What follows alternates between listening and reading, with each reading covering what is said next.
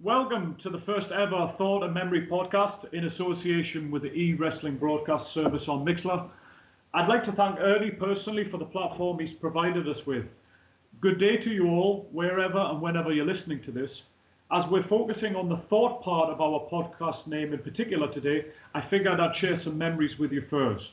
Today is 18th of November 2016, which means it's 20 years yesterday since the Survivor Series 1996. Bret Hart returned to a WWF ring after an 8-month hiatus. Of course, he lost to Shawn Michaels in their famous Iron Man match at WrestleMania 12. He overcame Steve Austin in the beginning of what really was their legendary feud. Shawn Michaels' first WWF title reign also came to an end that day, thanks to Psycho Sid and a camera.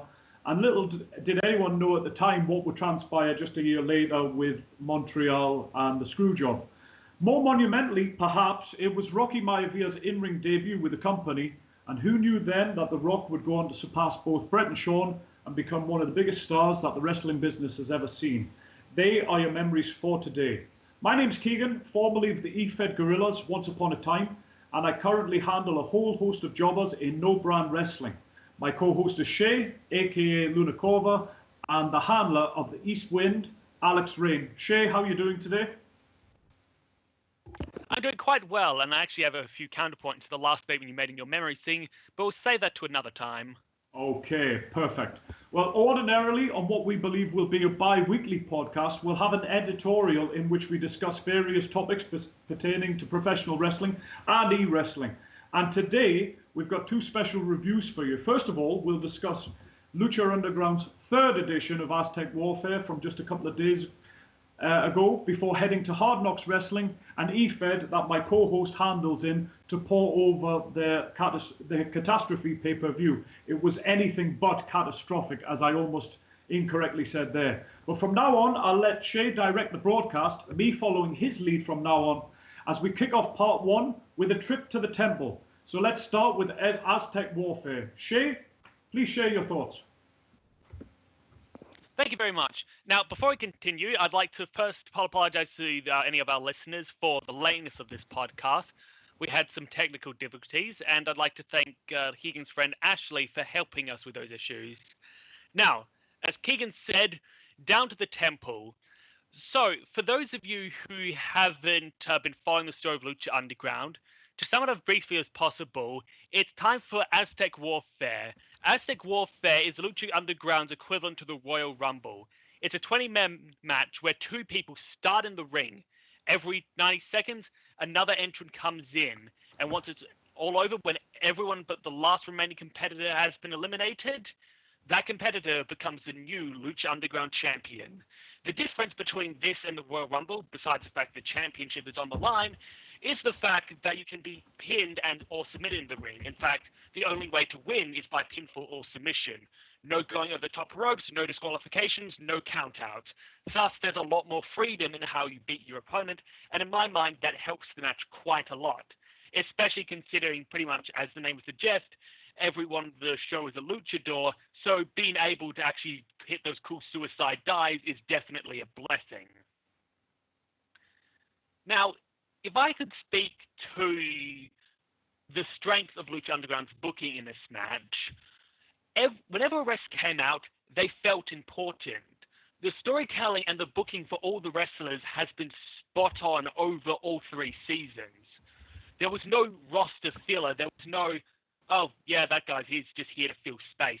Every time someone came out, it caught my interest. Every time someone came out, I was thinking, oh, wouldn't it be cool if this guy fought that guy, or that guy fought this guy, or this happened, or that happened? And quite often, we got to see some of those matches. The overarching story of the match, besides the match structure itself, was that Dario Cueto, the heelish owner and proprietor of Lucha Underground, had his brother, Matanza Cueto, the current Lucha Underground champion and bearer of a god's soul in his body. And when I say he has a god's soul in his body, I mean he has a god's soul in his body. Lucha Underground is a show that embraces the supernatural aspects.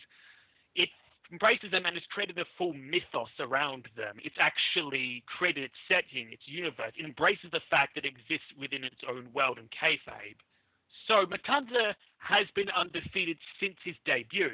So Dario Cueto is getting cocky. He thinks, you know what? Not only have I beaten all of you individually, I could beat you all at once. So, as Matt Stryker says, in his hubris, he puts his brother at number 1 in the match to try to have his brother go through the entire thing undefeated. And spoiler warning for those who haven't seen it yet, this does not go as planned, and Matanza ends up finally tasting his first defeat at the hands of a combination attack by many members in the roster, and finally is finished off by Rey Mysterio. Now, speaking of debuts... Go on, sorry. Yes, Keegan? Yeah, I was just wondering, like, one question, with your fans hat on, did you think that Matanza would retain the championship before you watched the match? Was that your pre-match prediction, or did you think he would lose the title? I honestly didn't know. Part of me thought he would.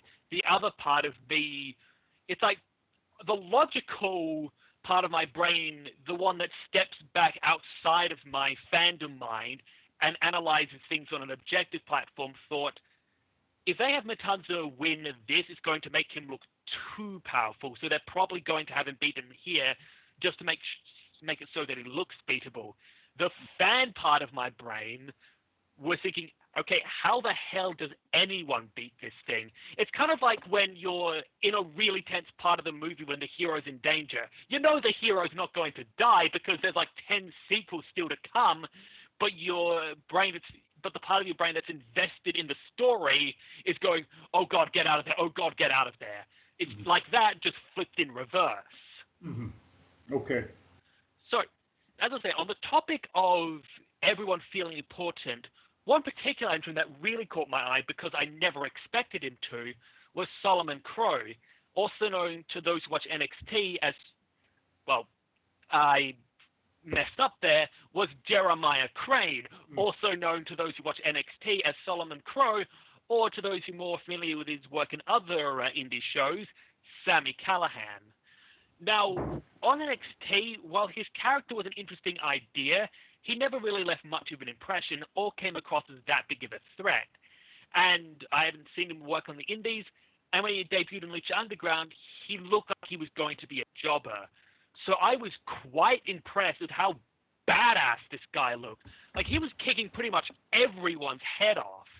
He was fierce, tough. He looked like one of the biggest threats in the match, and continued to have, the embodiment of death, Pentagon Jr., and again, a person has the soul of a god inside him, plus the legend of Lucha Libre itself, Rey Mysterio. That's saying something. Shay, in the end, I believe that Crane was the first to be eliminated, if memory serves correct. Was that right? He was actually the first pinfall, though. He was the first pinfall, or at the very least, very close. But I tend to look at as much as excuse me, I'm running over my own words there. I tend to look at a person's performance in the ring just as much as how long it takes for them to get eliminated or who gets eliminated first. For example, if you can, let's say that Matanza was eliminated first, but it took like everyone's finisher hitting him twice at once to put him down, which for the record wasn't what happened, though somewhat close, you'd still look tough. Yeah. It's like the Big Show. It's like Big Show has never won a match, almost never won one of the Royal Rumbles, but it always looks dangerous because it requires pretty much everyone working together to throw him out, or being named Roman Reigns. But let's not get onto that train because that's been done to death. Yeah, and Kane Neither, who obviously holds the record for Royal Rumble eliminations, but has never been the last man standing. And, I mean, when I was saying he was the first eliminated, I, like you, would judge the performance in the ring. Referring to my notes, I even said Crane looked great in the time he spent in there, so it wasn't as if he were just a sacrificial lamb. And usually, when it's the WWE with the Royal Rumble, at least, the first person who goes out didn't get much time in there. But because of Lucha Underground, not just the concept of Aztec Warfare, Crane, even though he was the first out, certainly didn't hold the wooden spoon. He did look excellent during his spell in the Aztec Warfare match. Now, one of the things that annoyed me, because it's not all praise here today, ladies and gentlemen, as much of an over-the-top fanboy as I'm probably coming across, the commentary during this match from both Matt Stryker, I almost called him Brian Stryker there, I've been reading way too much HKW, from both Matt Stryker and Vampiro really annoyed me in this episode. Now, normally, I actually enjoy their commentary. They have a lot of character to them, a lot of personality to their commentary, and I really like the insight that Matt Stryker provides in every match that he calls. Well, nearly every match that he calls. In a style of wrestling like Lucha Libre, which so many people criticize as being all splash and no psychology, having a commentator that can actually explain the unique psychology of Lucha Libre and make you understand why wrestlers are doing certain things, what their strategy is, what their mindset is, why they're doing what they're doing, is incredibly helpful and very immersive. But one of the issues they've always had, and this frequently comes down to the female wrestlers, is that they're constantly referring to the female competitors as hot or sexy or seductive or some such thing, even when it's really not appropriate. Take, for instance, the Mariposa, the sister of Marty the Moth Martinez, and she's supposed to essentially be Lucha Underground's female equivalent of a monster heel. Think Karma meets Mickey James, you've got it in one. So when she comes out, Matt Stryker's like, and the seductive Mariposa, like, no, she's not seductive. Or at the very least, she should not be seductive. In the words of Lavernius Tucker from Red vs. Blue, don't ever stick your dick in crazy. I wonder that, and Shay. Even better, Go on, Shay, go on. I'll be getting to Mariposa in a bit, but I want to include her in my thoughts on the finale because she ties into that quite well, I believe. Mm-hmm. But the other thing that annoyed me was, so Pentagon Jr., a main eventer and one of the most over heels on the roster, in the sense that he's over with the crowd, but he's also probably the most evil character on the show, if not the most. It's basically kicking ass and taking names. That's when Black Lotus, a woman whose arm he broke, shows up with the rest of her Ninja Clan family. Trust me, it makes sense in context. To basically beat the hell out of him finish him off with a flip pile driver, and then leave.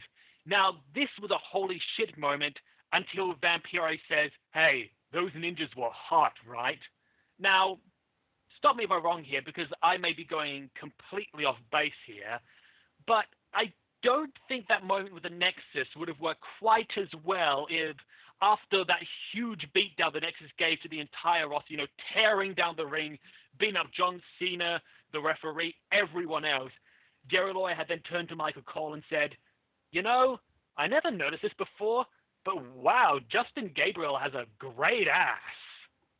Good point, Shay. But it just shows that it's a male-dominated industry, doesn't it? And I know what you're saying. I mean, referring to the ninjas being hot after they've just taken out what you called the most evil character on the roster, while it might be true they're attractive, it is inappropriate in selling what just happened. It should be a holy shit moment rather than shit, they're hot. So you're not going too far. No. Not really. Speaking of that beatdown, one thing that caught my eye was the use of the flip pile driver in the end. Now, sorry, I just saw something. I thought that we might be having another technical error, but I think it's nothing. Anyway, as I was saying, now, normally with a flip pile driver, it can come across as a very unrealistic move because you're basically from a standing position having to do a flip in midair while carrying the dead weight of your opponent onto you. So it's like, wait, how the hell is that physically possible, especially for the smaller guys who tend to use that move? But in this case, the way it was sold was done in a way that actually made sense. Mm. What happened, well, what it looked like happened to me was that Pentagon Jr. was trying to back body drop one of the ninjas, but she managed to hold on and turn his momentum against him to drive him straight down on the top of his head, which to me was a far more acceptable and believable version of that move. For sure. Yeah. I mean, just backtracking a little bit, Shay, I don't know if you remember this, but I had said as well, Rey Mysterio is obviously, he's still an excellent athlete. I don't think he is what he is, but he is what he was, I should say, but he's a rival up the ante. But his spots, I don't know if you remember when it was kind of him against Dr. Wagner Jr. and Pentagon Dark. So to take this away from the ninjas for a moment, but for me sums up why Lucha Underground looks great yet contrived at the same time. He did like a double arm drag on the two of them, and it looked cool, but it looked rather carefully choreographed rather than organic. Now I know professional wrestling, there are all kinds of holes in it. If we're looking at it, is this real? And let's face it, if we know anything about wrestling, we know that it's not. But still, I mean, Rey Mysterio against Dr. Wagner Jr. and Pentagon Dark, it didn't even feel like a proper arm drag with any force. It was just like, and I wouldn't even buy him arm dragging the two of them at the same time. So it's a problem that I think not just myself, but a few people have with Lucha Underground. You'll admit that they're extraordinary athletes, but as you kind of said before, it's why people have problems believing what they're watching. So it wasn't just the ninjas for me; it was also Ray when he was up against Wagner Jr. and Pentagon as well. Well, explain what you mean to be about the ninjas. Well, with the flip pile driver, and also just I'm not really. I don't really remember everything that happened in their sequence, but it didn't feel organic to me. It felt as if I know wrestling obviously is staged. I wouldn't be here on this podcast if not, but it felt as if Pentagon was merely standing there or waiting for moves, as I've said to you before off air, rather than they actually handed his arse to him. Even though you gave me a plausible reason with him going for the backdrop and the flip pile driver, on first viewing, it still kind of took me by surprise, and I was like, I don't like that move at the best of times, but you've brought some rationale to it, so I'll take it. But with a lot of lucha, I've said to you many times in Prince Puma matches, etc., it feels like one is waiting for other moves, but I feel that that's another topic for another time as well. I really do think so, because just as with the flip pile driver, Lucha Underground, I think, requires its own rationale. For example, the waiting for the moves. I have actually, in my own mind, developed an explanation for that, but I think that's, as you said, that's a whole other topic in and of itself. So I'm getting close to wrapping up my thoughts on this here, which is why I want to take things over to you and your thoughts on the show. Mm-hmm. And the first thing I wanted to ask you is, what do you think of Dario Cueto as a heel authority figure? I've kind of got mixed feelings on him, Shay. And I suppose a few people who analyse e-wrestling and wrestling might say, if they were watching him, that he might come across as inconsistent. Because with Dario, it seems that he behaves in a different way according to who walks into his office. With Mundo, Johnny was obviously coming in saying Matanza's days were numbered. Obviously, Matanza being Dario's brother. He's kind of winding Dario up until Cueto in the pre-match segment kind of turns the tables on Johnny. So sometimes he comes across as very heelish. Other times, as we've spoken about many times as well, he feels like a heel putting a heel in his place. And for me, I like him because it feels like it's not just a case of default face or default heel. He's got layers. He's not a perfect person either way. He's not totally evil, and he's not obviously not totally pure as a baby face. And I like him. He feels like a much more complex authority figure than some of the archetypal ones that are provided these days by the WWE, spawning from Eric Bischoff in WCW and, of course, Mr. McMahon back in the Attitude Era. But I like him, and I think it helps as well with him actually being an actor. I feel his segments sometimes, and this is not the actor's fault, of course, are overproduced by the Lucha Underground team, and it looks phenomenal, like the lighting and everything, but it doesn't feel organic. And that kind of leads me just onto one point, Shay, if I can go back to the very beginning of the show. The Lucha Underground opening segment, for me, is certainly better than what the WWE does, where the fans in the arena can actually watch a backstage segment on the Titantron. I despise that. This feels more like what WCW... You can jump in, go on. Yes, because I get what you're saying. A lot of people find the way they're produced, the opening segments, be very jarring. For those who haven't seen Lucha Underground, their backstage segments are shot like an actual TV show. They're not shot like, we have a camera backstage here.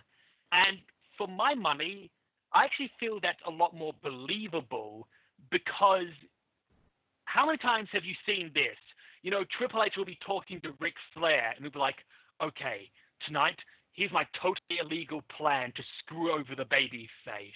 And I'm going to say it here in the confidential privacy of you, me, and that cameraman broadcasting to the entire arena, including our boss, the person we're trying to screw over, and the security, or also the referees. Mm-hmm. This plan is perfect. I mean, whereas, you know, right. In Lucha Underground, it really just is, we are just watching the characters backstage. There's no hidden camera broadcasting to the fans or on live TV. The fans in the arena don't know about it. The announcers don't know about it. All who knows about it is the real life audience, you know, us, and of course the characters involved. Mm-hmm. And that, to me, again, is far more plausible. This is, again, another topic for another time, and that won't be the first nor the last time we've said that during this podcast, but it's where wrestling is a soap opera, but it's not. Because with soap operas, you know, we believe for that 30 minutes or an hour, or a film or a TV series in general, that when, you know, an antagonist or villain looks at the camera with that glint in his eye while he's hugging, you know, his wife, that we see that, but the wife doesn't. But wrestling kind of feels like, you know, the performers are part of a story. There's no question about that. But at the same time, there's a playback value because Randy Orton exists as a character and a performer who is able to watch the previous broadcast that he was on. But I agree with you that it certainly works better than Ric Flair and Triple H talking backstage. I totally despise that about WWE programming today. It kind of reminds me of the WCW approach, just as that was closing, and that's not an indictment of WCW or Lucha Underground's booking, though, where the viewer saw a pre-recorded segment that the announcers were apparently oblivious to. Funnily enough, you mentioned Ric Flair there. It happened when he was famously beaten up by the NWO in the desert. We saw that as a huge, lengthy beatdown segment at the beginning of the show. When Flair eventually turned up at towards the end of the show, the commentators apparently had no idea of what had happened. And that approach drew both, you know, criticism and praise for that. And Lucha Underground kind of does that. While it's flawed in my mind, it certainly is better than what you referred to. And as I said before, the fans watching a backstage segment on the Titantron totally gets my goat going. So, but anyway, moving back away from that, Shay, go on towards the end of your review. All right. Well, like I said, I'm going to finish off my review with talking about the ending. So, before I do that, I still want to get your thoughts on the show itself and of course, the ending of the show. Yeah, I mean, this will go towards our catastrophe review coming up. And you and I have had several conversations off air about intergender wrestling. And we will get one of my very best friends in e-wrestling one day, Chris Hopper, on this show to discuss that for the umpteenth time, if he never has, because he's dead against it. No, I'm not going to hold you in suspense. It's a spoiler alert. The problem that I have with Lucha Underground, unlike HKW, is, I suppose, with the visual, it's not that I don't buy women beating men in certain situations, but Sexy Star is a person that I'm not sold on at all being a threat. I wasn't during a main event against Johnny Mundo. Go on. You have hit the nail on the head of exactly what I'm thinking. Now, here's the thing. I am fully behind intergender wrestling. I do believe that a man can beat a woman. The only difference is a difference in size. And if a smaller male wrestler can beat a bigger male wrestler, a smaller female wrestler can beat a bigger male wrestler. If that wasn't the case, then Big Show would be totally undefeated now and be the new 20-time world champion. If he had ever lost it. He might have had a San Martino-esque reign. Yeah. But I don't buy her as a threat at all, Shay, because she doesn't come across as too quick for anybody. You know? I don't see her as threatening. And I honestly agree with you. And going back to the Mari poster, I have the same problem with her. You see, Sexy Star is supposed to be, you know, the hero of the female division. Great. Mariposa is supposed to be a wrestling monster. Great. But that has to be carried in how they fight. See, a woman can beat a man, but it requires a certain strategy. You know, it requires targeting weak points. It requires being ruthless or being more technically skilled or being faster. The problem is Mariposa and Sexy Star come across as often slower than their opponent.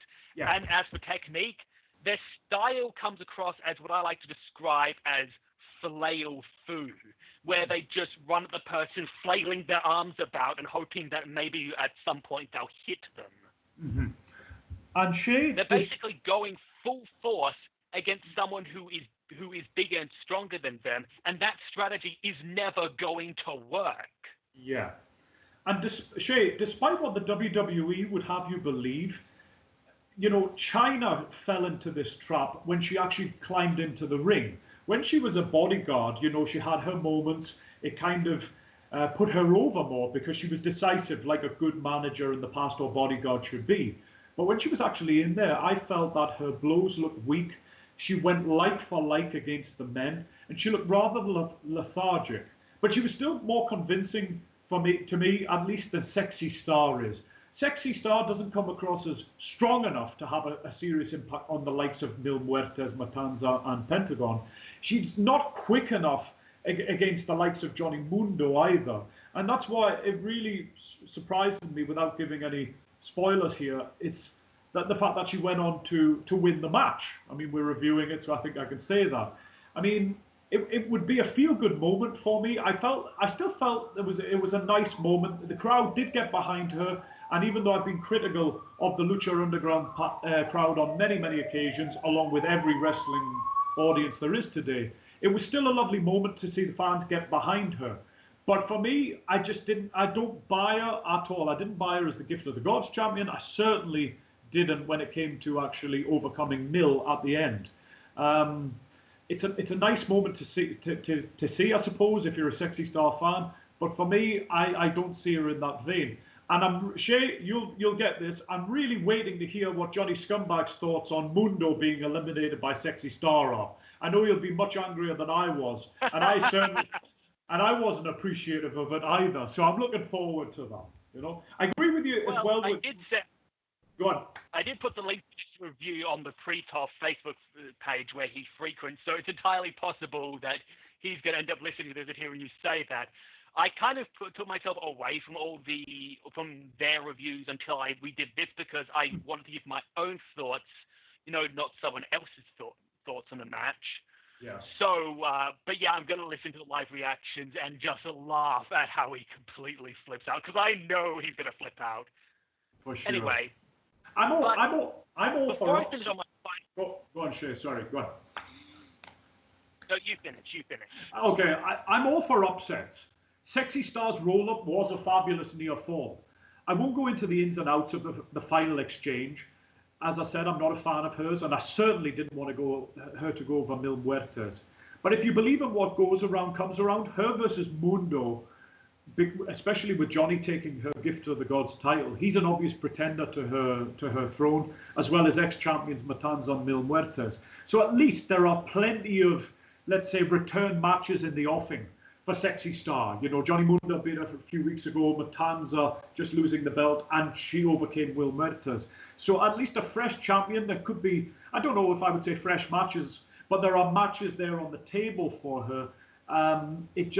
It's not who I would have picked to win the match. I would have been very happy with Mil regaining the belt, but at the same time, I do understand putting her on a new name. It's just she wouldn't have been my choice. Now, I'm going to go back to Mariposa because I want to address a point that I went to earlier, that of Mariposa supposed to be a female monster heel. Now, she's half the size of even some of the women, so you might be asking, especially when it's her versus much larger men, how could she be a credible monster heel? Because, you know, when you think of monster heels, you think of people who are much bigger, much stronger than their opponent. And to my mind, like what she could have done in one match, the match in the previous week actually, she's in a three-way match and she goes up against during that, a 3-man tag match. Sorry, 10-man tag match. My apologies. So 5 on each side. I thought it was 6-man tag. Yep. What part? She's in the ring with Tejano, a guy who's much bigger than her, and she does what I described before: flail Fu. Now, what I think she should have done instead is, while his back was turned, she drop kicks him in the knee. Now she might only be 100 pounds, but 100 pounds jumping down to the back of your knee, it doesn't matter if you're 500 pounds, that's gonna hurt like hell. Then she grabs that leg and then just slams against the ring post. And now he's hobbling down on one leg with a serious injury in the ring with a sadist who is going to go after that injury like a shark in bloody waters. That's a way you can make a smaller opponent suddenly look not just dangerous, but terrifying. Because you're not worried about this person getting thrown across the ring or ragdoll like most monster heels. No, you're worried about him getting legitimately injured now. Yeah. Share for my point, there is ways to... Go on. Right? Finish your point. Go on. Yeah. There is ways to make female wrestlers look legitimately dangerous. They just aren't using it.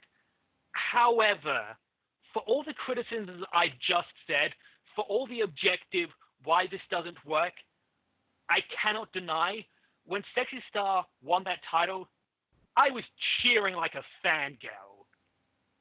Because while the performer herself may not be able to carry herself as a legitimate threat, the booking got me invested. Her story got me behind her, and I cannot say I was upset to see her win. Hell, like I said, I was cheering when she won. The moment she got the pin, I just went, yes! And I apologize to those with headsets. Apology accepted. But anyway, that wasn't what really annoyed me. It was the fact that you admitted you cheered when she won. However, isn't that what wrestling is all about? No matter what age you are, that you can still get invested. As I said, that roll-up was a great near fall. I'm not happy with her winning. I cannot deny it. It's not because she's a woman, and we're going to get onto that very, very shortly when we turn our attentions to Catastrophe. I'll just say in closing, Shay, I agree with you, spot on. I didn't write it down in my notes about the entrances. I totally go along with that. Everybody felt important. It was a surprise when certain people showed up, or you felt as if the ante was about to get upped, and you were wondering who are they going to interact with, or if you know the storylines already, you would have an idea of who they were going after. And the entrances felt, I would say epic, but it felt like every person in the match belonged in some kind of way and contributed to the match. Having said that, I'm not happy with who won it, but I do want to ask you one final thing, Shay. What would you give it on our 1 to 5 scale rating, Aztec Warfare? What rating? Where would it fall? Do you want me to give you my final star rating, or do you want me to give you just the final star rating? The full thing? No, just the final star rating overall. I give this match a 4.5 star rating. Okay, right. I'll share mine. It's a bit different. I was close to a 4, but I went with a 3.5. And I might be being very, very picky. I loved the early part of the move. The match. I'm tempted with a 4 because I love the storytelling and the booking of the match. WWE, take note, your Rumbles have sucked recently. But I just, the ending kind of brought it down a little bit for me, even though it shouldn't. And maybe I'm letting personal feelings, as I normally don't, I don't think at least, in the way of the match. But I'm giving it a 3.5, and I might be being harsh. Not 4.5 for me, but between 3.5 and 4. It was a very, very entertaining match. And Shay, if you don't mind, we're going to turn our attentions to the e-wrestling world with a fair you're very, very familiar with, Hard Knox Wrestling, where Alex Rain resides. I was just about to say that. Okay. Yes. Do you want to begin? So, in fact, I'll actually let you start for this one. So coming into Hard Knox Wrestling, the Efed where I reside, with Defiance's latest pay-per-view, Catastrophe. For those not familiar, Defiance is basically their equivalent to Raw, though in my mind, far better booked. Okay. And our first match, we had the Tag Team Championships, the newcomers, Surgical Tendencies, challenging the reigning HKW Tag Team Champion, Cinemora. Okay. So, Keegan, I'd like to hear your thoughts on this match. Okay. It made perfect sense to have the tag team titles defended early. I wasn't expecting it, but it was explained that the two of them could face off later. In my mind, though, it seriously cast doubts whether they were going to retain the titles. For those of you not familiar, Surgical Tendencies did defeat Cinemora in a non-title match a few weeks ago, and just pure wrestling logic suggests that if you win the match on TV, you normally don't win the return. But more on that later.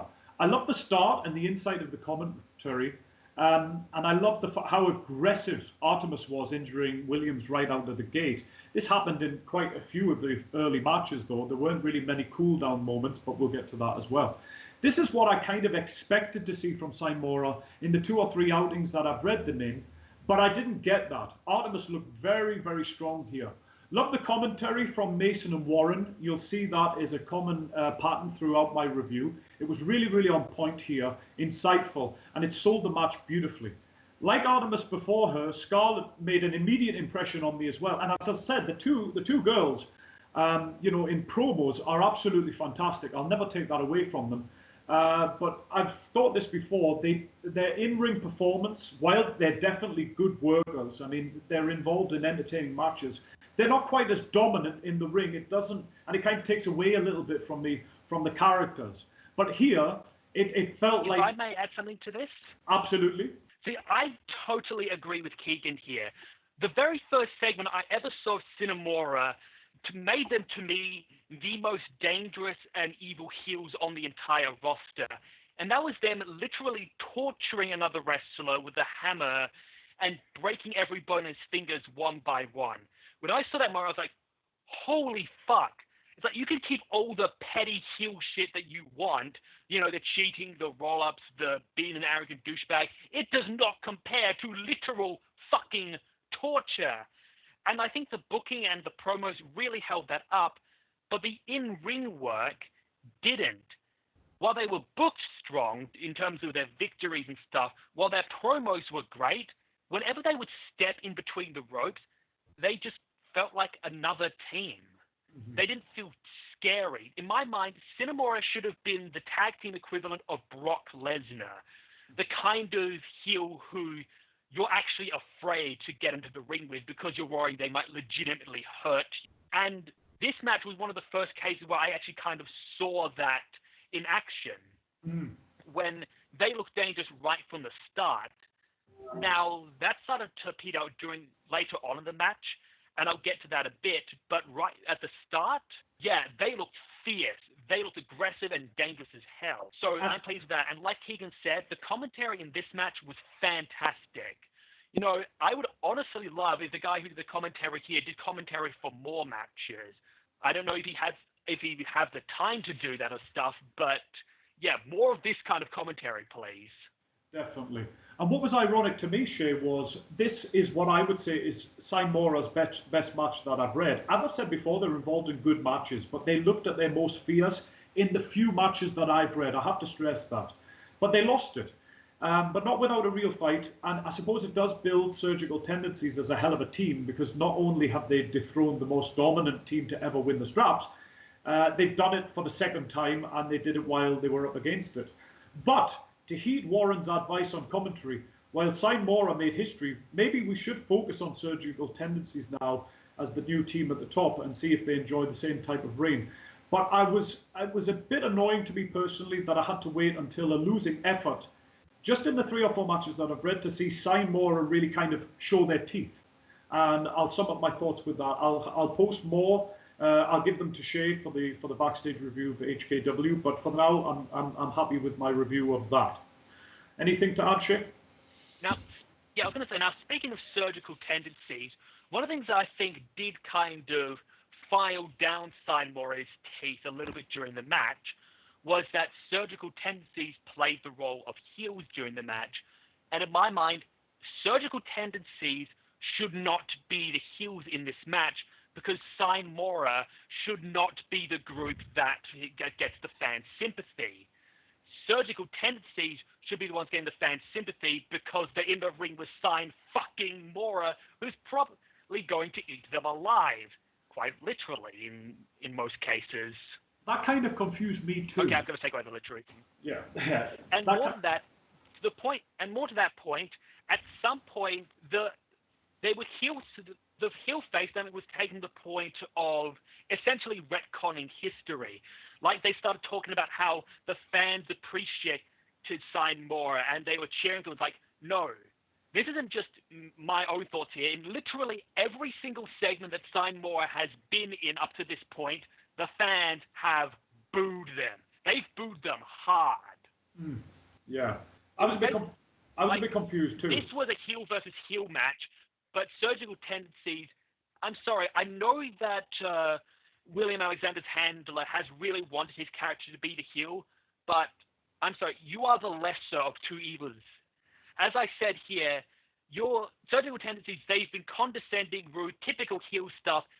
That is nothing compared to literally trying to torture people just to get them out of your way or to make a statement.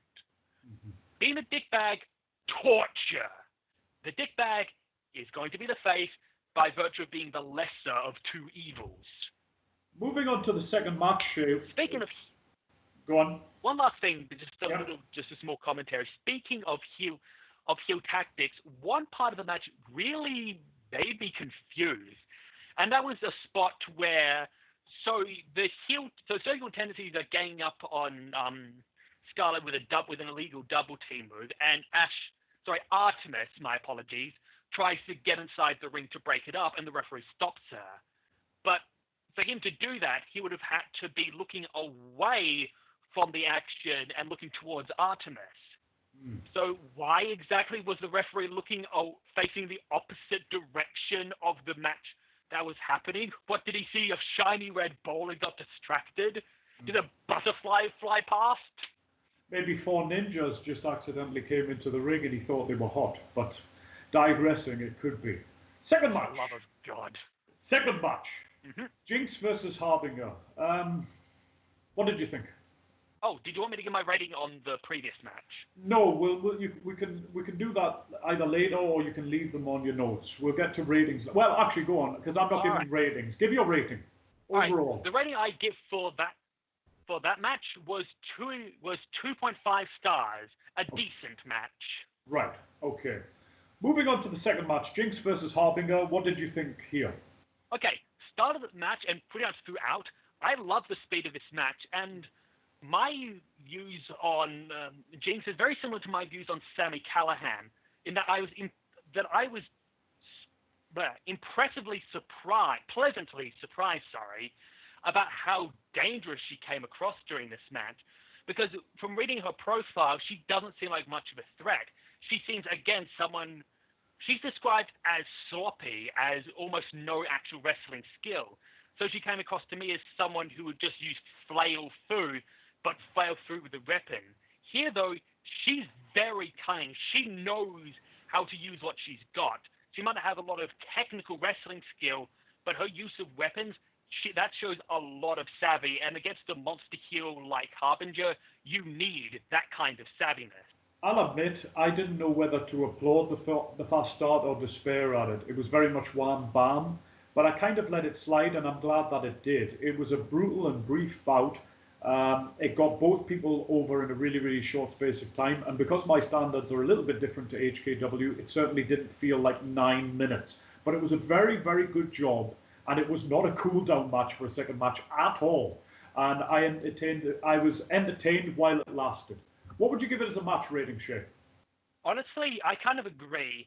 While the ending was good and looked painful, and I say that in a very good way, the match felt way too short.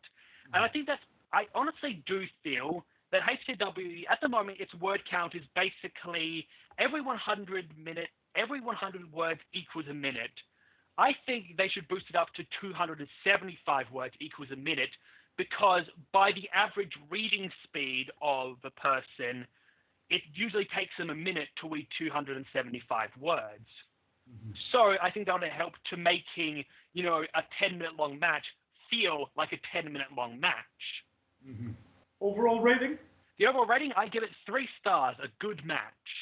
Okay, and speaking of 3, we're on to match 3 now, which was Salem versus Fran.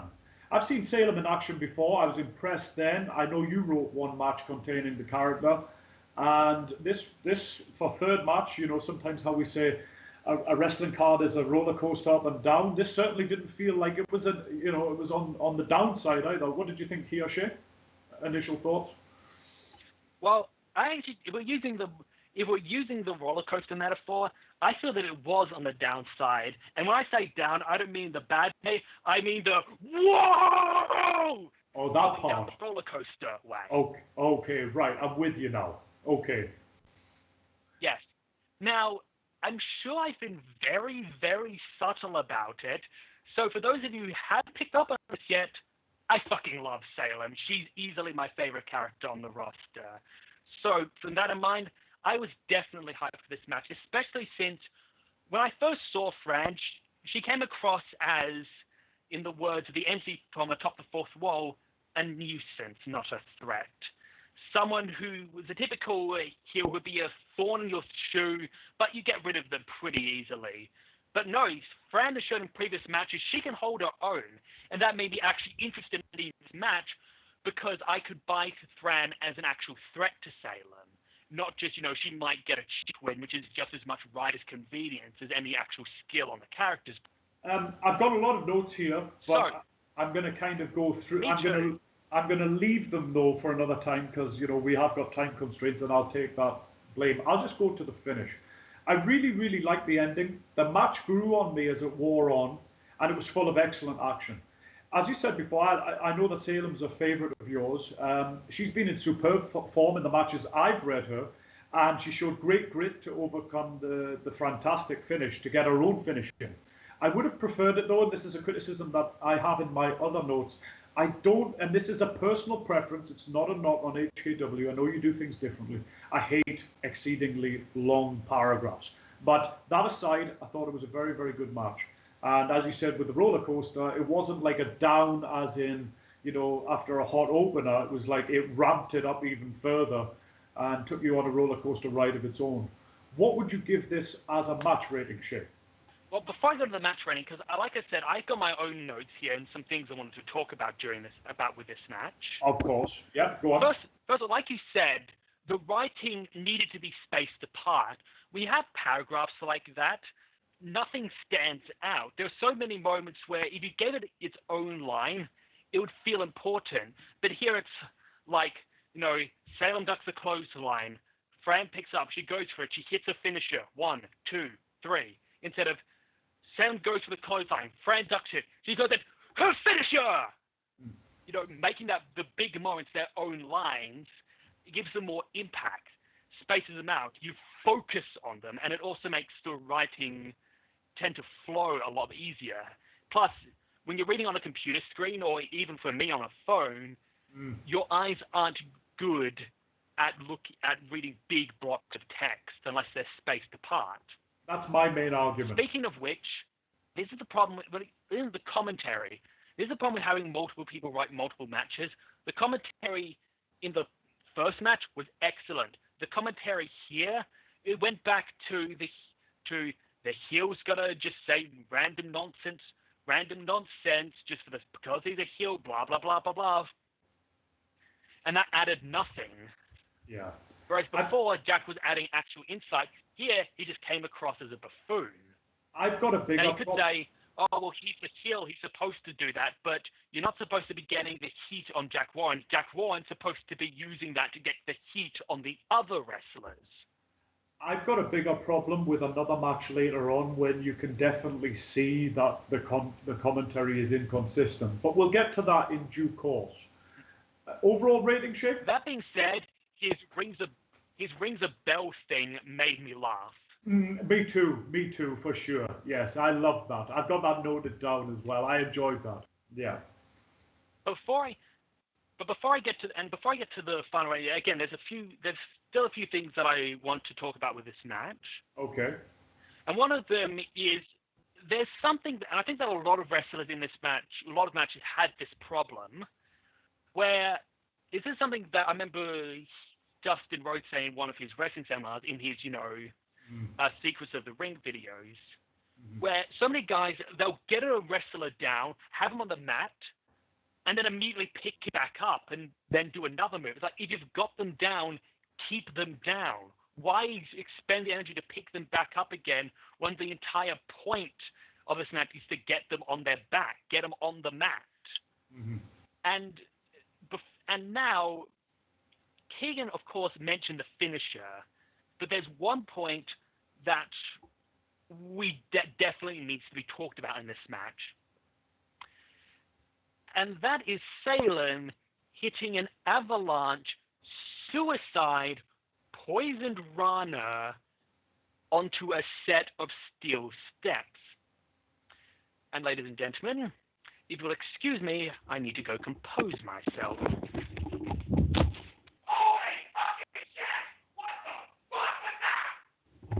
Welcome back, Shay. Now, in terms of that not actually being the finisher, I'm kind of on two minds.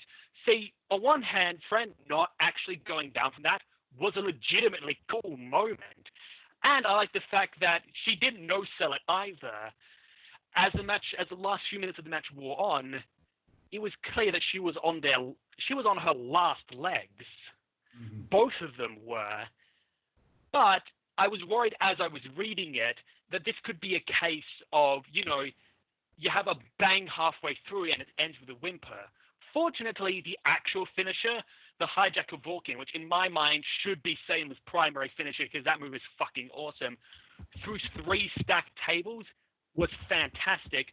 Though part of me wonders if perhaps maybe that could have been the mid-match point, and then the hijack of Vulcan, and then the plays around the steps could have been the actual finish. Speaking of which, writers really need to start putting down description, just brackets of what the finishers actually look like. Because for a lot of people, especially me, but when I don't know what the moves actually are, it's like, she went for the fantastic finish. Oh my God. Wait, what exactly is the fantastic finish?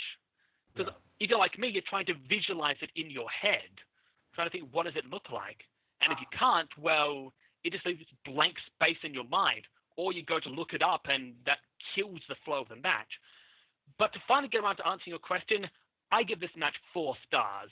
Okay. Despite its flaws, it was a great match, and actually my favorite match of the night. Okay. And if you're like me and you're not familiar with HKW, you just haven't got a clue what the finisher is at all, because it was the first time I'd ever seen Fran. But great rating there. It was a very, very good match, which leads us on to Pretty Committee versus Team DLC. And Shay, I'm going to sum up my thoughts in one paragraph. I thought it was a solid match with excellent examples of teamwork. Mind you, it was a disappointing ending just as it was heating up, and I thought that it had started to develop a real sense of importance with it being the #1 contendership match for both teams. But it was a solid match, and I don't have much more to say on it. So I'll let you take this review with this match from here. You know what? I'm kind of the same. I give it a 2.5 star rating. It's a decent match, but like you, I felt the finish was disappointing. And also, as a small note, early in the match, there was a hot tag spot. And when I say early in the match, they had the hot tag spot like right at the start. I remember thinking, okay, you really haven't done enough damage to warrant a hot tag moment. Mm-hmm. You really true. Just kind of beat him down a bit. I'm pretty sure he can shrug that off fairly easy. Yeah. Defeats the purpose, doesn't it? Sometimes we like playing with what's formulaic and things like that, but with a hot tag, it shouldn't come that early. Daniels v. Ness then, Shay, if you don't mind moving on. You've given your rating. I actually saw that somebody thought this was the best match of the night on the reviews that I read this morning. I'll just give my thoughts very quickly. While certainly guilty of it myself in the past, I think it's sloppy if you can avoid using exactly the same phrase in such close proximity. What I'm referring to is There was driver knee twice in short succession, but it's just a small thing and a personal thing from me as well. I thought it was a great way to get Nest over. I'm glad Daniel's rallied because he comes across as a proper face. And it's the second time I've read Nest, and he's been a right handful. So I'm wondering how far the character can go. I wouldn't say it was the match of the night. I was a bit surprised to see that, considering the matches that were on offer here that you could have chosen from. But it did what it had to do, and it works for me on that level. On to you, Shay. And I actually agree with you on pretty much most of that. There were a lot of moves in this match that I really enjoyed. And Ness looks like a total beast in this match. Xavier held his part well. The only part of this match I didn't like, except for a few nitpicks, was I felt the finish could have been more dominant. And that basically all it was Xavier running at Ness and Ness just hitting a strike counter. Now, for a monster heel like Nest, I feel he should have had something with a bit more impact to it, a bit more finality. Less like, surprise, motherfucker, bump, pin, and more bump, and then that's it, you're done, down. 1, 2, 3. With that in mind, Shay, how would you assess it? What would be the overall match rating here? I find it hard to score myself. What do you think? Once again, 11 points, giving it another 3-star rating. Okay. Another good match. I was between 2.5 and 3. I thought it was very good for what it did, but I wouldn't go over 3. But yeah, it might have had that where you could argue it was better than 2.5 with simply job done. And it brings us on to, I feel like it's getting ramped up even further here. The next match in my notes would be Nicole Hamilton versus Brian Stryker. Shay, I'll let you begin here. Okay. First of all, that moment with the tooth. But one of my issues out of that, while that moment was great itself, this is one of the reasons why I feel that your announcers, even your heel announcers, need to have standards. Okay, because as Brian Mason pointed out, she has attacked him in his house. She has tried to stab him, and now she just ripped his tooth out. And Jack Warren's reaction is just, meh, you do what it takes to win. If you're reacting to an action as horrible as that with the same emotion as you would react to just a simple low blow or a cheating roll-up, then you're really no-souling just the brutality of that, the cruelty and the evilness of it. It should be a moment that even Jack Warren goes, what the fuck is wrong with that woman? Yeah. And yet, if no one has standards, nothing stands out. And yet, I know we've spoken about that many occasions, and what was funny to me was, like, Warren sold her high-pitched screams more than the fact that she took the tooth out of Brian's head, which very, very, for me, made uncomfortable reading. It definitely did. I thought Hamilton came across as warped in this match.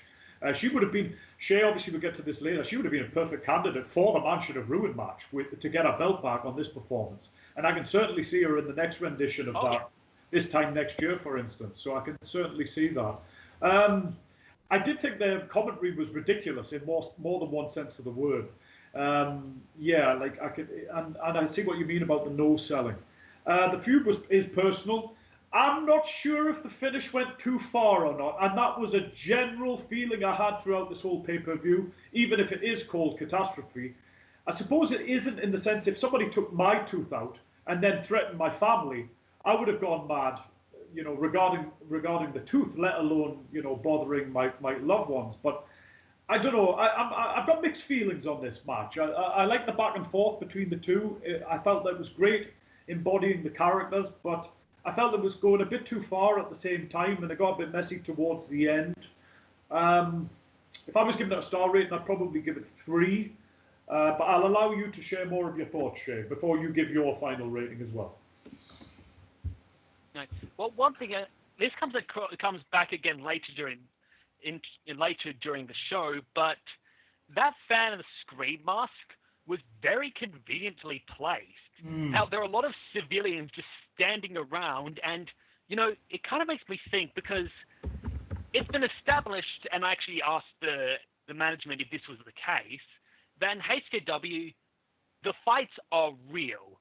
These aren't, people, performers pretending to wrestle. These people are legitimately fighting each other. Those moves are actually connecting.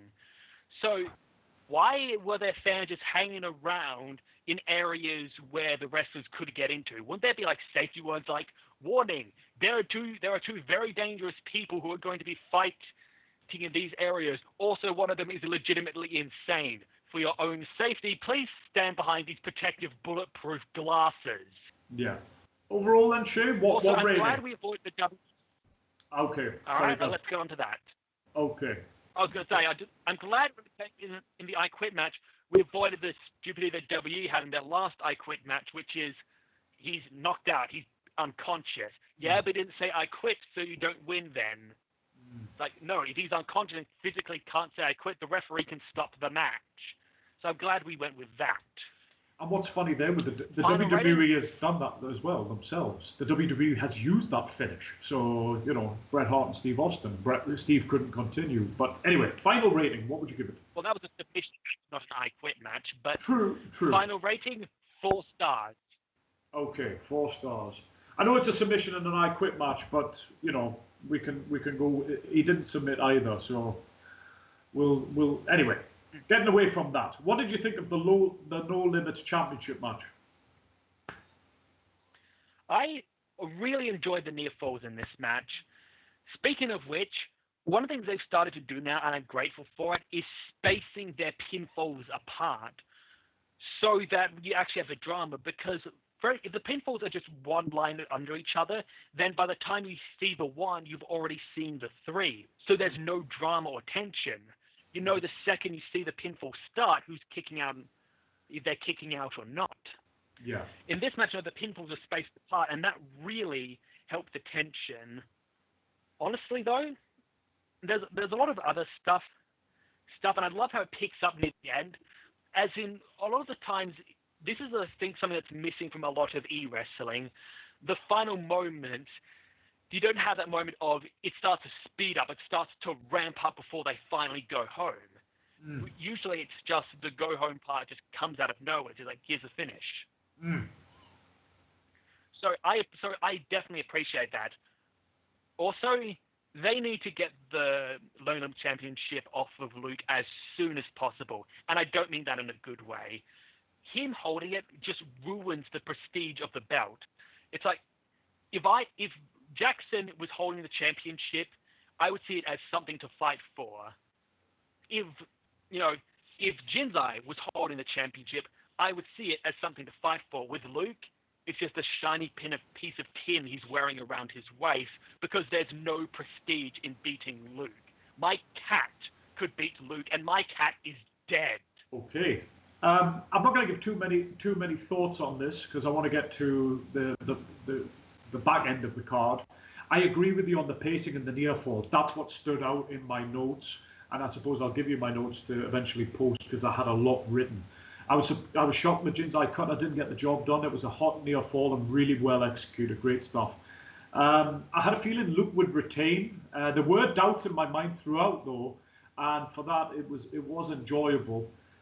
I don't know enough about Luke to go along with what you said, Shay. It's only my second viewing of him. I know he's an opportunist, though. That certainly comes across. What would you give as an overall rating if you haven't got any other thoughts to share? Just one, and it's a side thing. Mm-hmm. I know Jinzai is still being treated as a face, but in my mind, Jinzai is a heel. And the reason I say this was a similar thing to Cinemora. During his feud with James Shark, he kidnapped two of James Shark's proteges, aka innocent bystander civilians, and tortured them for information on his whereabouts. If that isn't a heel turn moral event horizon crossing moment, I don't know what is. It's still kind of jarring for me that he's being treated as a face despite doing, that. Definitely, I can see your point there, and thanks for the insight. It certainly adds to that, and I definitely see what you mean. I didn't know that, so thanks for the insight. Final rating, it is another 4-star match. 3 4-star matches wow, in Shay, one night. Good job, HKW. Wow, okay. Now, Felicity Banks versus Victor Volkov. I'll go first here, Shay. I read their previous Can I match. actually go? You can go on. Should I actually go first because I want to go on a bit of a rant here. Like Okay. I haven't done all night. Okay. But this is a rant. So, as part of the build-up to this match, we have Victor Volkov feeling betrayed by his fellow members of Reaper and making a very subdued heel turn. And face turn.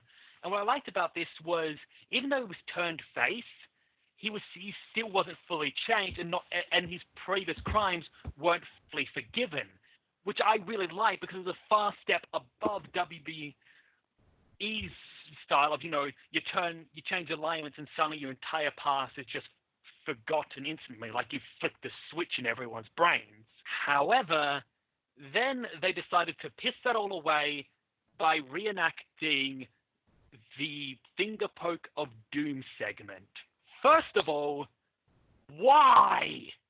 If there was a list of dumbest moments in the history of professional wrestling, the Finger Poke of Doom moment would be at the very top. Maybe not the very top, because, wow, is that a contentious spot, but it would definitely be in the number 10 at least.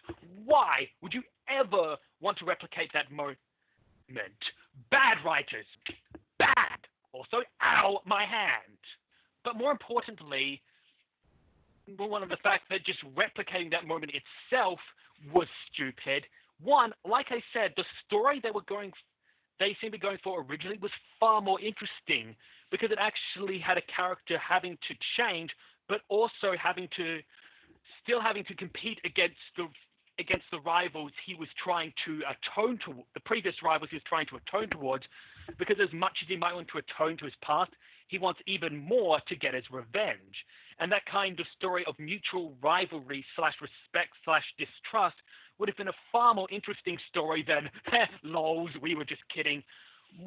More on that, the lols, we were just kidding makes literally no sense. Okay, why were they trying? So basically, Volkov pretended to turn good to fool the fans. But the fans, even when he turned good, didn't fully trust him. Nor did Felicity. And Felicity was going like, this is a huge, shocking betrayal. But just hours previously, she was like, I still don't trust you, right? You have not been forgiven. And now she's like, you are my father, and how could you do this? It's a huge disconnect between the two moments. And there's literally no point to it because there's no benefit. Like, what exactly were the Reeds hoping to accomplish by this? They didn't deceive the fans because the fans did. Well, I guess I kind of bought it, but in universe, the fans hadn't bought it yet. Felicity hadn't bought it yet. And you kind of ruined what is going to be a far more compelling story for a 1 second cheap twist that really wasn't much of a shock at the end of the day. Just feeling of disappointment. Rant over. Okay. Want to add anything though, even though you've come to the end of that rant with regards to the match and the finish and the action? Oh yeah. In regards to the match itself, also actually speak one last thing about the feud. I am also starting to feel now, I haven't been here in HW for long, so I don't know how long the Reapers have been around, but based on the information I've got, it is starting to feel like the Reapers are becoming the new NWO, and I mean that not in the good way, in the sense of how the NWO started to wear out their welcome, because every time it looked like they were beaten, they just come back. Now that the bad's out of the way, I still honestly enjoyed the match. I've always felt, with the exception of one small thing in the match, which ends up being a larger thing, Felicity Banks' writer has always had great psychology, whoever writes her matches. One of the reasons I really want to work with this person at some point, he or she is really good at getting the character part of the match, of, reasons why they go for their moves, the mindset and the strategy behind them, and I really like that. Mm-hmm. But at the same token, Viktor Volkov's finisher, again, creates so many problems. When you've got a finisher that's just a punch, a finisher, again, a move that's almost guaranteed to win you the match, and it's as simple as just punching them. There are so many moments when he could have used it. Like when he goes to the suicide dive, he backbreakers her, slams into the pole, throws her into the barricade. Does he just punch her right then and get the almost guaranteed win?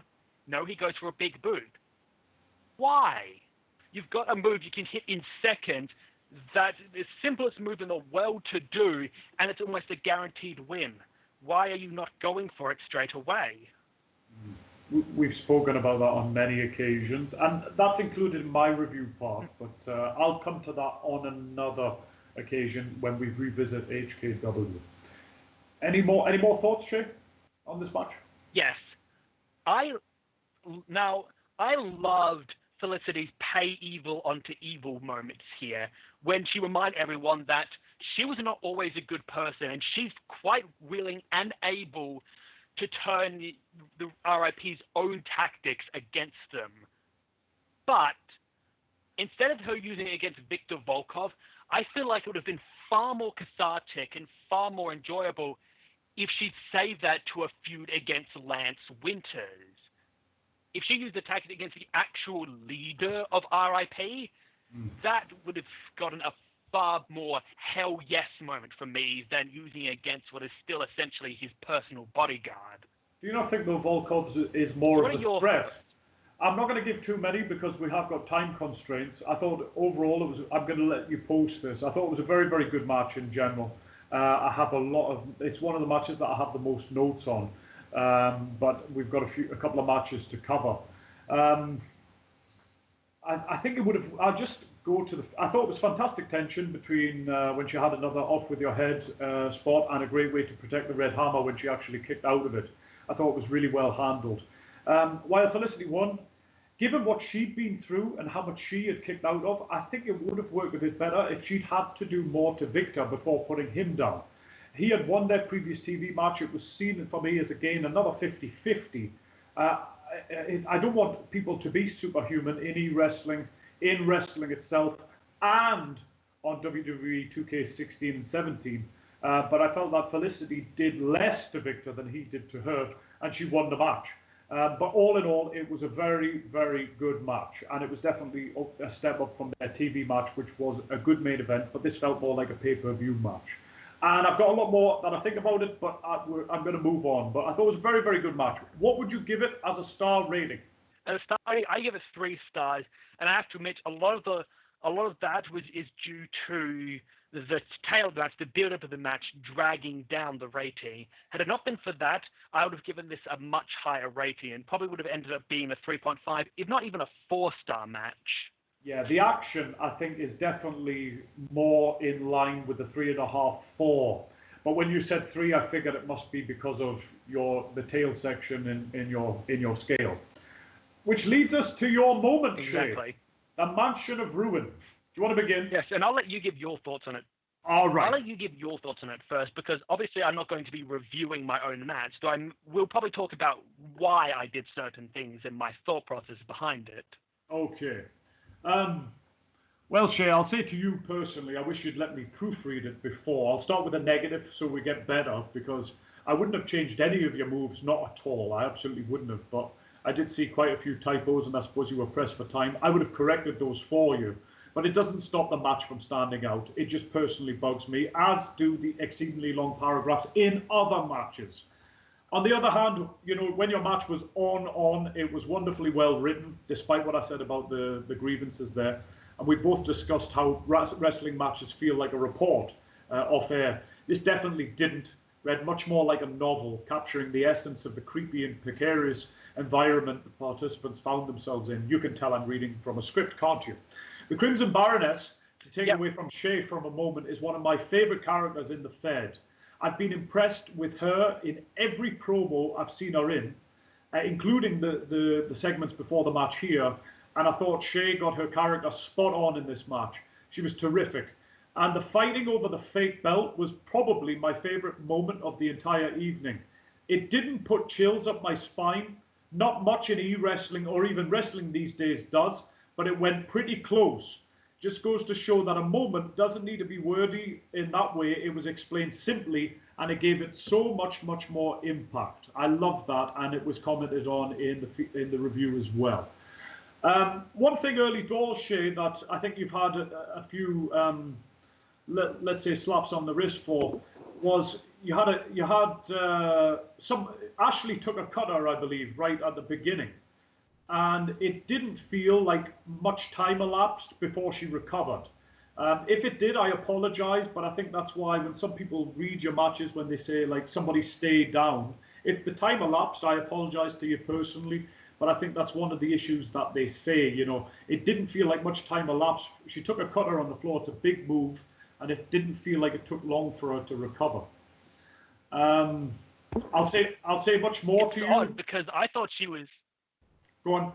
It's odd because I thought my problem would be the other issue that that she was down for too long. Because bear in mind, like up to and including Reigns' first appearance when he attacks from behind, she's still kind of groggy from the effects of the cutter. So I was worried that I kind of oversold that move. For me, you didn't. And made Ashton look weak. So. No, I don't think so. But that's open to interpretation, like HKW is in general, which I'll say in my final closing piece.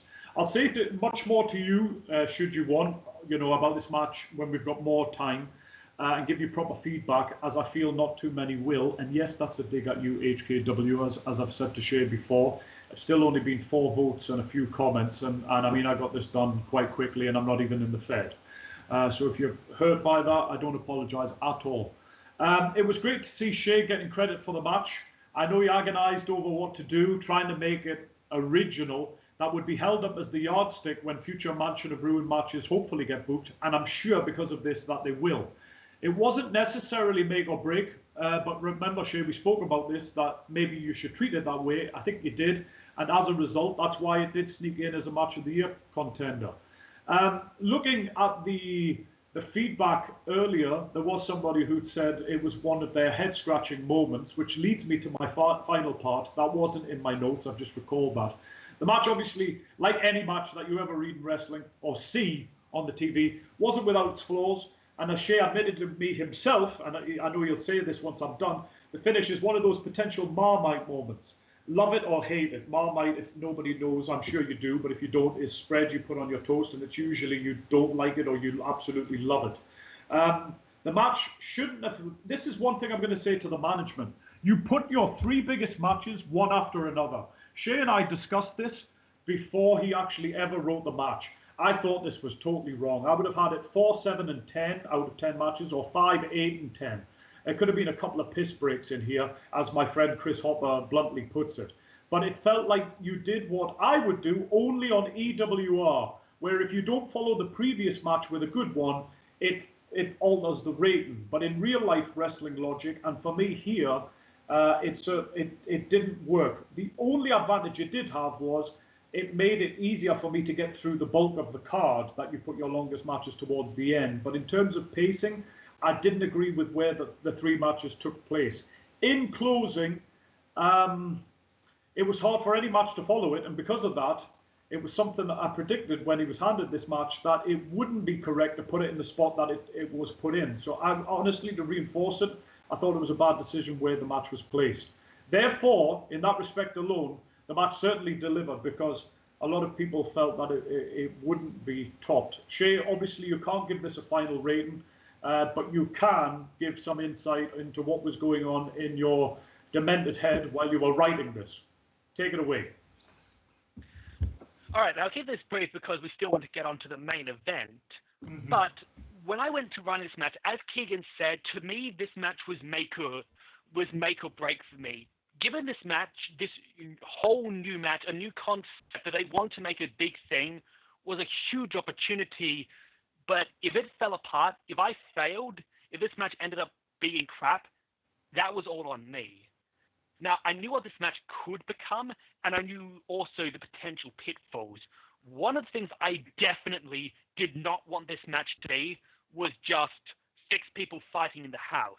It needed to be the Mansion of Ruin match. It needed to feel special. It needed to feel different. And that's why I had that writing style I did. I wanted to truly capture the atmosphere of fighting in this mysterious haunted house. So the location itself felt just as important as anything else going on. Like with the Hell in a Cell, the Hell in a Cell feels important. The cell itself feels important. Even something simple as a ladder match, the ladder is key to the match. If you are doing something in a location, that location has to be key. And in that respect, Shay, you definitely delivered too, because it became the Mansion of Ruin. Instead of, as you said, just one thing, like Hell in a Cell today doesn't feel like literally Hell in a Cell. And I think that's when you emphasize the words of it needed to be Mansion of Ruin, that you took those words literally into your mind before writing this match. You almost took the words literally, as the original Hell in a Cell did. But today it doesn't. It just feels like an ordinary cage match. Less in many ways, because at least the cage match comes into the stipulation, or even is interacted with. Here it's just these are just a normal match with a chain link wall around the ring. Exactly. But the other thing readers will probably notice is the fact that a lot of the match focuses on Ashlyn. And the reason for that is because I did not want this match to be a fustercluck, where it's just a whole bunch of shit happening, you don't know who to focus on. There needed to be a central point. And if Crimson Baroness was going to be the main heel, then her, at the time, primary rival, the one who, took the belt from her in the first place, Ashlyn DeLuca, should be the main hero of the story. But I also want to give the other characters their roles too. Alex Rain was, as you probably noticed, the horror movie serial killer, the monster in the mansion. Pax Mason took the role of the first boss. And Ashley and Riley had their own mini arc with their rivalry against each other. Speaking of which, I'm very proud personally of how I wrote TCB. Now, I probably could do my own horn a bit here, but to my mind, she was cunning, manipulative, badass, and one treacherous bitch. Definitely. You did, for my money, nail that. For sure. Absolutely. And that's not just me tooting your horn for you. It's truthful. Absolutely. She was excellent. Ultimately, I feel this match is going to, as Keegan said, going to be a love it or hate it match. Or maybe hate it's a strong word, but I feel a lot of people are going to be very put off by how weird and different and it's just so atypical of what you'd expect in a wrestling match. And I believe people are also, the other side of the fence is going to love the match for those exact same reasons, because it is so weird and different and atypical. Shay, just one thing here from me. That's basically all I have to say. Yeah, just one thing from me. When I was coming back from work this morning, before I came back to do the podcast, I was thinking about just certain things I was going to say, and atypical came into my head, both with some matches on this show, and we've still got the main event to go, and Lucha Underground, and I had forgotten about it until you said it, and I think that captures it.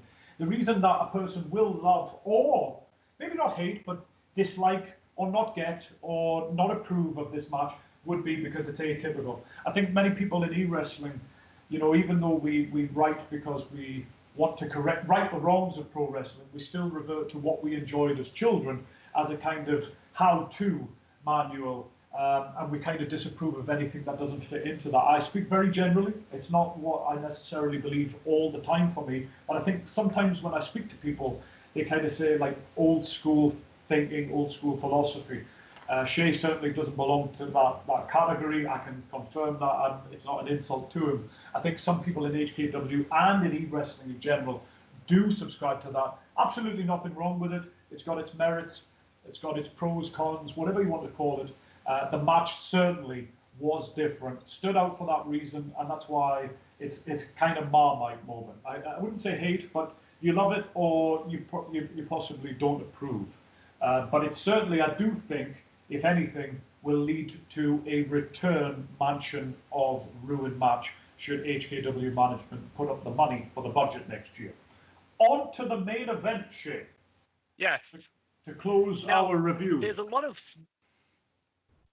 Now, there's a lot of smaller details that I've had during this match, but I'm going to save them to, I think I will write down large reviews so I can get through them.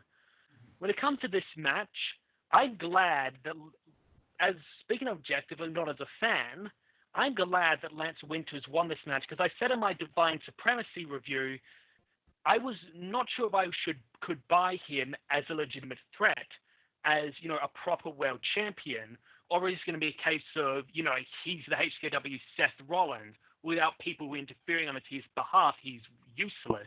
And that was due to the fact that he'd lost his previous feud. So having him have a dominant and strong win here over a dominant and strong opponent means that I can actually buy him as a credible threat, and means I'm going to be more invested onto the rest of his title defenses. You know, I'm going to actually be asking, you know, can Felicity beat him? Can Salem beat him? Can Ashley Sullivan beat him? Can Brian Stryker beat him? There's legitimate tension and therefore legitimate investment. So I'm pleased on that front. Now, the big spot of the match, the truck spot, would have been better if not for a big plot hole, and that was, wait, why wasn't Shane fighting back? Why was he just lying limply there? I could buy it if, you know, Lance had hit some big move on him, but no, he really had not done that much damage to him at that point. In fact, a few seconds prior, they were fighting out just as normal, and now suddenly he's down for a year and a half, while Lance apparently warps reality, because again, the fans seemed very conveniently placed, just like, oh, hey, there just happens to be a person standing there with just the truck he needs. Maybe I should make my finisher. Alex Reigns throws the opponent out of the ring over the top rope, and then sits back as the local circus parade with their herd of elephants comes in and tramples the guy. Yeah. The one thing I would argue there, Shay, is if it's all pre-planned by a group like that, you know, and it comes across that way, you could buy that. That, you know, people are in place. If anything should go wrong, like you're there, you're here, etc., you know, like a kind of mob hit, or, you know, like an ambush from a gun. But if it's just conveniently placed... This guy was completely oblivious.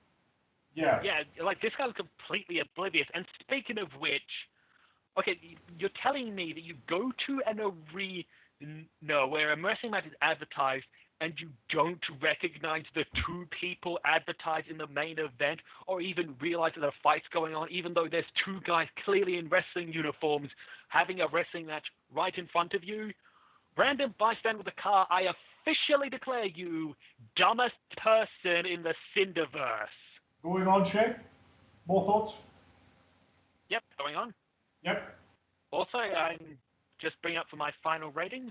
Okay, if you want to. If you don't want to add anything else. I do have a lot to add, but those are very small moment-to-moment stuff, and I think for the sake of our review not going to 2 hours long, I think I'm going to put those into a written review. I've got a lot too, and I think we will put them backstage, because as I said to you before, you know, doing a review with two people, especially I imagine with the notes you have, and I know what I've got in front of me, it would be difficult to get everything in. The one thing I will mention, Shay, I'm not going to dwell on the main event too much, because I do want to give a summary of what I thought of the pay-per-view. You remember what you said about the commentary in the opening match? And then you said in the third or fourth, I think it was in the France Salem match, or maybe with Team DLC and the Pretty Committee. It was France Salem, yes. Yeah. For me, I thought that the commentary here felt really, really fucking weird, unlike the other matches. I honestly agree. Here. Like, Jack Rowan is really starting to piss me off. And you might say, well, he's a heel, he's supposed to. But no, because when the heel announcer is the one pissing you off, then all your heat is going on to him, when the heat should be onto the heel in the ring. Yeah. I was actually pissed off just as much with Mason, though. I was even more pissed off with him in this match, with the language that was coming out of his mouth and how out of character he seemed in line with the other bouts that preceded it. It was a two-way thing for me. It was both of them, but more so maybe even Mason. I don't just because Warren's a heel, but I felt that Mason felt as if he was totally out of character here. What this felt like to me here, except in the first match, the commentary tonight felt like WWE commentary. You have the Michael Cole face announcer, enthusiasm, yay, enthusiasm. You have the heel announcer, insert obligatory whining here. That being said, I felt the comparison between Lance Winters and Donald Trump was completely apt, because just like Donald Trump and the presidency, people seem to think that Lance Winters having the HKW Championship gives him any actual power whatsoever, when all it really does is make him a figurehead. I get your analogy. I'll just give some thoughts from me. I know some people gave this match the night. It was certainly full of action. I don't want to just dwell on the commentary and make it come across as negative. That's not the only thing I would put. I've got so many comments here, but I did feel that there was a strong rivalry, hatred, and intensity, that this could spill out into various sections of the crowd at any point. It did in that respect for me. I know you might not buy this as much, Shay, because I know that you respect these two for this. But it did, for me, as a main event and with the heat, it kind of had an Austin Rock element when they were going at it and they were repelling each other's big moves. So in that respect, it was good. I've got so much written here, but I can't really share it with you at the moment. I did think that the right person won, though. I really did, and I was hoping that from the start, especially with Felicity winning her #1 contenders match. So I've got lots of things to say. I didn't like how the belt was passed around so much in the last few months. It's like, first of all, Victor Volkov wins it at Illusions. Then only 1 month later, he loses to Shane, who then on the same night loses it to Lance Winters, who then a few weeks later loses it to Shane, who then loses it to Lance Winters again. It's like, why person wrong won? But I think one of those runs, could have been a lot longer, rather than the HW World Championship bouncing back and forth like a hot potato. Yeah, I think it was a relief there was a successful title defense. And I would counter what you said, Shay, if there's a long-term plan after a lot of hot potatoing for somebody to have a long reign. I kind of hope that there is some stability brought. But I get what you mean. If you're not looking at a long-term plan, it just feels like hot potatoing for the sake of it. So anyway, overall match rating, Shay, from you for the main event? Overall match rating, and I'm probably going to get some heat for this, 2.5. It was a decent match, but what really hurt it for me was, aside from the plot holes in the big spots, the writing was again way too clumped together. It hurt a lot of parts from standing out. It hurt a lot of the tension and the fierceness because it was just one wall of text. Yeah, and that made everything feel on the same note. I referred to that again as well right from the outset, but you'll see that in my written review. Shay, I'm just going to give my final thoughts here as we wrap up. I'm just going to read what my overall feeling was, tell you the best face and heel, and then allow the HKW roster to read it in full anyway. All things considered, I thought it was an excellent pay-per-view, particularly with all of the action coming from just one brand, a testament to the depth that Defiance possesses. Nothing here from Subversion, of course. Well done to everybody.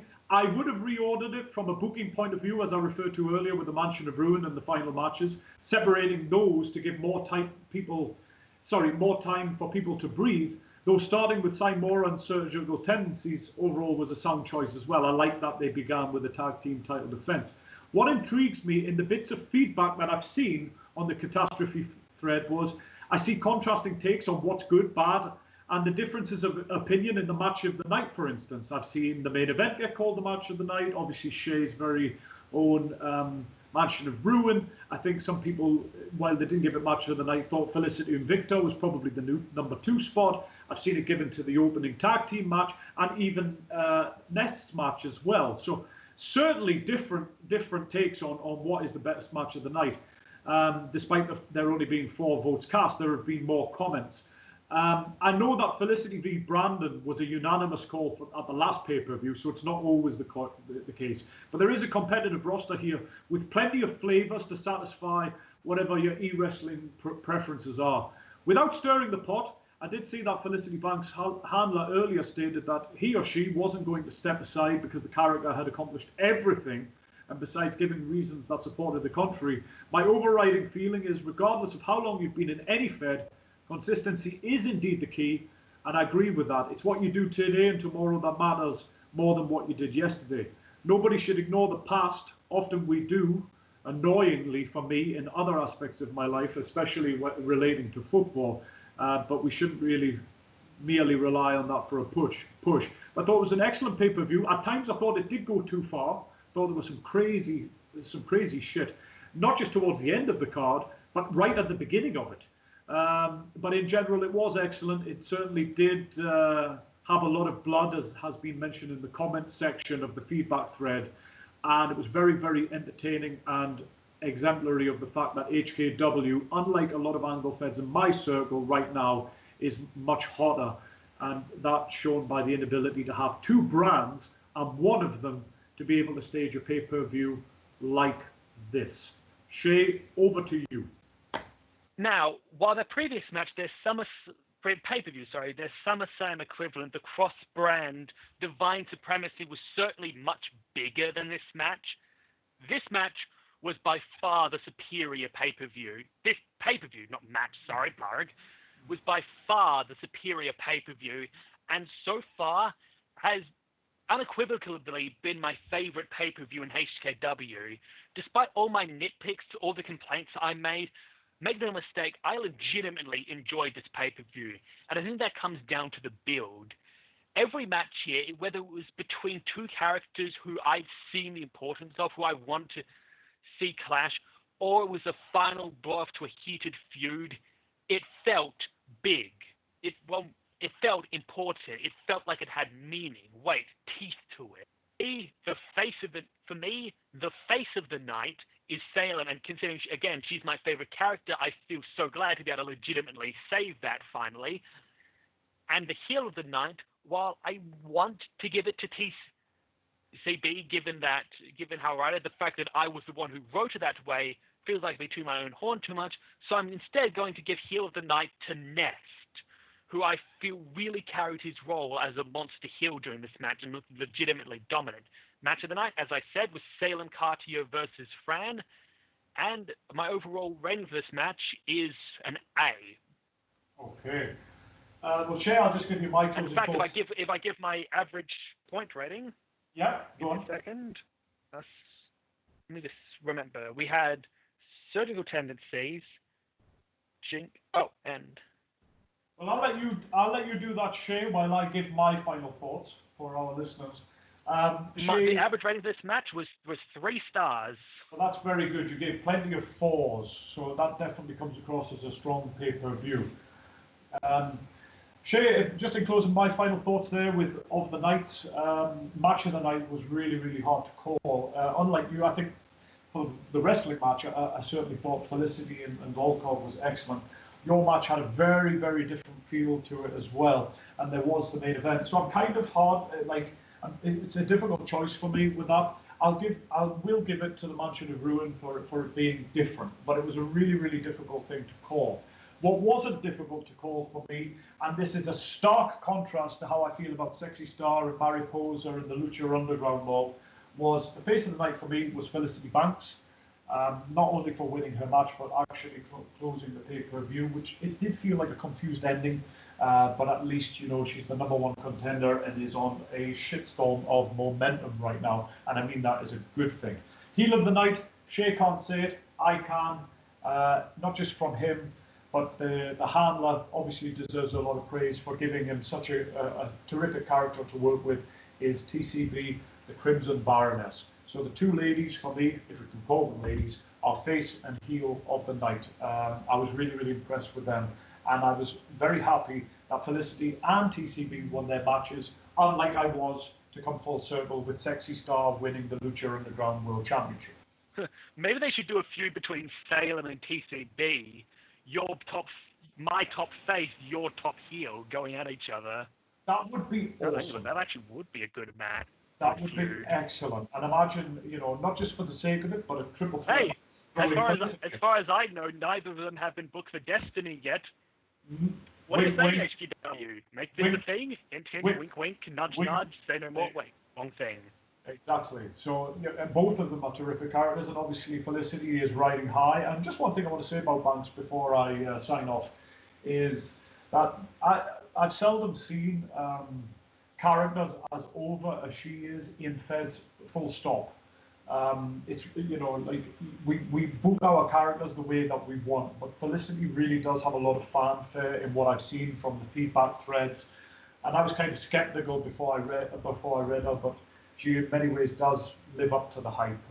Really thoroughly enjoyed her matches with Volkov. She really does. She's one of as well. So go on, Shay.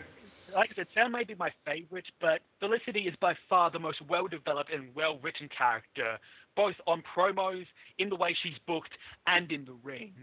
Yeah. While I do become wary of maybe she might have one day become too overpushed, for now, I'm enjoying her run immensely. Sam might be at the top, but she's a close second. Yeah, definitely. Shay, any final thoughts in closing before we hang up and bring our first podcast to an end? I believe that is all I have to say. Hopefully next time we'll be able to include the editorial segment in. We may either need to increase the time of these podcasts or cut out one of our segments, or just have a separate thing itself for the editorial thing. But still, I really hope you enjoyed the first edition of the Memory and Thought podcast, and I hope to see you again in the next 2 weeks. Me too. And just to close on that as well, I mean, we have got plenty of editorial topics planned. We've discussed that on many occasions. Just today was an eventful week for both e-wrestling and real life wrestling. Shay wanted to review Aztec Warfare first and foremost, and obviously the Catastrophe pay-per-view came out at the same time. Obviously Survivor Series is this weekend, but it might be a blessing that we don't review that. Shay, what do you think? But it was a great opportunity to get the 2 reviews in. So it was more about the thought, but regarding reviews, we will have a proper editorial topic in a fortnight's time. Thank you very much for joining us, whenever and wherever you're listening to this. And good night or good afternoon, and always, as Ernie says, role play early and role play often, but if you're in the angle feds, get your shit in on time, and don't bitch about losing. That's my take on it as well. Shay, thank you very much. Pleasure. I'm happy to join you rather than you to join me. Thank you very much for all of your comments and insight on Lucha Underground and HKW, giving me a lot of insight that I didn't know. Obviously, I'm new to both feds, and there's a lot of things that I don't know. So thank you very much for adding that kind of, not just the color commentary, but being a very, very good play-by-play guy as well. It's a pleasure, as always. Okay, my pleasure I'll too. Give it over to my co-host Hank to bring this podcast to a close.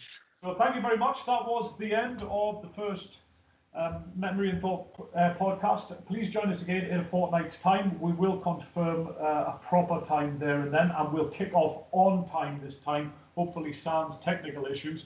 Thank you very much to Ernie once again for allowing us this platform with the e-wrestling broadcast service, and Ashley for being a friend in a moment of need to put me right with my bad technological self. Thank you very much for being there, Ash. Really appreciate it from me and Shay. Anyway, thank you very much for taking the time to listen to both of our reviews. Hope you enjoyed it. There will be much more to come. We'll be putting these onto the website as well, for the HKW handlers to read. Well done on a sterling pay-per-view overall. All criticism is valid. Feedback is constructive. You did a tremendous job. I look forward, as a fan, to reading your next pay-per-view. Well done to the Defiance lot. Certainly a great yardstick for the Subversion lot to follow. And good night. Thank you very much. Pleasure being your co-host along with Shay. Thank you very much. See you later, and hope to see you again in a fortnight's time.